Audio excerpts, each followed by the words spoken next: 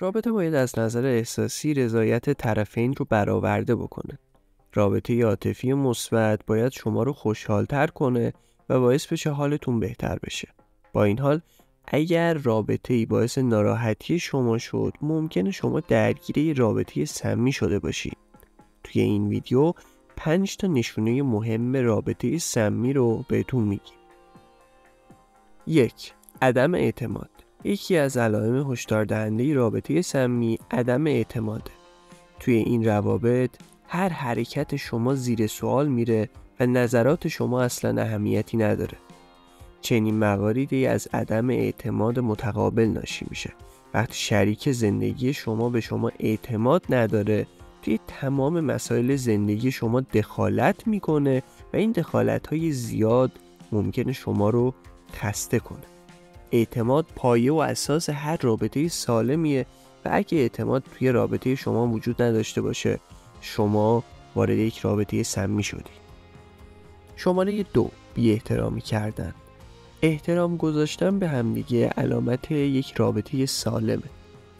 با این حال توی روابط سمی متوجه میشید که همسرتون از شما بی دلیل انتقاد میکنه یا به شما توهین میکنه. روابط سمی باعث آسیب به روح و روان شما میشه و حتی ممکنه که احساس کنید برای تحقق بخشیدن به خواستهای خودتون باید تمام انرژی خودتون رو صرف کنید، ولی عملاً این تلاش ها بیفایده است. 3. عدم صداقت. توی یه رابطه سالم باید بتونید تمام مسائل شخصیتون رو با یکدیگر به اشتراک بذارید. اگر هر کدوم از شما بهونه‌ها و دروغایی برای مخفی نگه داشتن از همدیگه پیدا کنید، پس به همدیگه اعتماد ندارید. این وضعیت نشون دهنده رابطه سمیه. 4. غم و اندوه همیشگی. اشکالی نداره که گاهی غمگین بشید، اما اگر این غم دائمیه و شما رو به سمت افسردگی سوق میده، به نظر میرسه شریک زندگی شما فقط به ناراحتی های شما اضافه میکنه و برای بهبود این قضیه تلاشی نمیکنه. 5. قطع روابط با دوستان و خانواده خود.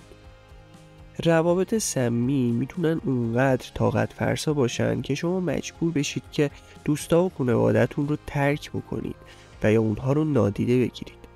اگه برای جلوگیری از درگیری با همسرتون روابط خودتون رو با دوستاتون و خانواده‌تون متوقف کردید، این نشونه یه رابطه سمی. توی کامنت ها لطفاً بهمون بگین دیگه چه علامت‌هایی برای رابطه‌های سمی میشناسید که ما اشاره بهشون نکردیم.